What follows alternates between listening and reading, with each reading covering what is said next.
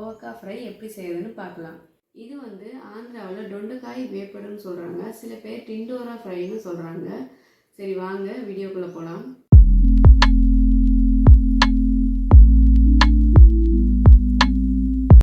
டொண்டக்காய் வேப்படு அதாவது கோவக்காய் ஃப்ரை செய்யறதுக்கு ஒரு கடாயில் 2 ஸ்பூன் அளவுக்கு எண்ணெய் ஊற்றிக்கோங்க. எண்ணெய் காஞ்சதும் 1 ஸ்பூன் அளவுக்கு கடுகு சேர்த்துக்கோங்க. கடுகு வெடிக்கும் போதே 1 ஸ்பூன் அளவுக்கு உளுத்தம்பருப்பு, 1 ஸ்பூன் அளவுக்கு கடலைப்பருப்பு சேர்த்துக்கோங்க. இப்போது 2 வெங்காயம் பொடி பொடியாக நறுக்கி வச்சுருக்கேன், அதையும் இதில் சேர்த்துக்கலாம். அடுத்ததாக ஒரு கொத்து கருவேப்பிலையை சேர்த்துக்கோங்க. வெங்காயத்தை ஒரு 2லேருந்து 3 நிமிஷம் வரைக்கும் நல்லா பொன்னிறமாக வதக்கிக்கோங்க.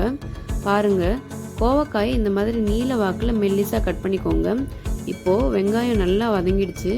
இப்போ நாம் கட் பண்ணி வச்ச கோவக்காயை இதில் சேர்த்துக்கலாம். கோவக்காய் 2லேருந்து 3 நிமிஷம் வரைக்கும் நல்லா கழுவிட்டு அப்புறம் கட் பண்ணிக்கோங்க. கோவக்காய்க்கு நேச்சுரலாகவே பிசுபிசுப்பு தன்மை அதிகமாக இருக்கும், அதனால் அதோட பிசுபிசுப்பு போகிற வரைக்கும் நல்லா கழுவிட்டு அதுக்கப்புறம் கட் பண்ணிக்கோங்க. இப்போது இந்த மாதிரி கிளறி விட்டுக்கோங்க.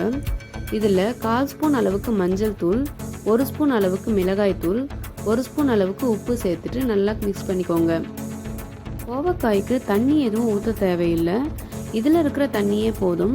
ஸ்டவ்வை மீடியம் ஃப்ளேமில் வச்சுட்டு 5லேருந்து 6 நிமிஷம் வரைக்கும் கைவிடாமல் கிளறிக்கோங்க. பாருங்கள், கோவக்காயில் தண்ணி விட ஆரம்பிச்சிருச்சு. இதில் இருக்கிற தண்ணி வத்துற அளவுக்கு மிக்ஸ் பண்ணிகிட்டே இருங்க. இந்த மாதிரி நல்லா கோல்டன் ப்ரௌன் ஆகிற வரைக்கும் கிளறிக்கோங்க. இப்போது ஸ்டவ் லோ ஃப்ளேமில் வச்சுட்டு கோவக்காய்க்கு தேவையான மசாலாவை வறுத்து எடுத்துக்கலாம். நான் 10 காஞ்ச மிளகாய், 1 ஸ்பூன் அளவுக்கு தனியா, 1 கப் அளவுக்கு துருவிய தேங்காய், 7லேருந்து 8 பல் பூண்டு, 1 ஸ்பூன் அளவுக்கு கருப்பு எள் எடுத்திருக்கேன். நீங்கள் வெள்ளை எள் கூட யூஸ் பண்ணிக்கலாம். இப்போது கடாய் சூடான உடனே நாம் எடுத்து வச்ச இன்க்ரீடியன்ஸை நல்லா பொன்னிறமாக வறுத்துக்கோங்க. தேங்காயை கடைசியாக சேர்த்துக்கோங்க. இப்போது மசாலா பொன்னிறமாக மாறிடுச்சு. இதை மிக்ஸி ஜாரில் போட்டு அரைச்சி எடுத்துக்கோங்க. பாருங்கள், இந்த மாதிரி நைஸாக அரைச்சிக்கோங்க. இப்போது இந்த மசாலாவை நாம் வறுத்து வச்ச கோவக்காயில் சேர்த்துட்டு நல்லா வதக்கிக்கோங்க.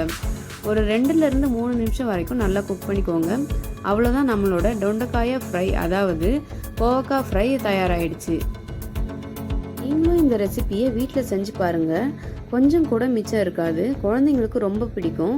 இந்த ரெசிபி உங்களுக்கு பிடிச்சிருந்தா லைக் பண்ணுங்கள், கமெண்ட் பண்ணுங்கள், ஷேர் பண்ணுங்கள், சப்ஸ்கிரைப் பண்ணுங்கள். அப்படியே பக்கத்தில் இருக்கிற பெல் பட்டனையும் ப்ரெஸ் பண்ணிக்கோங்க.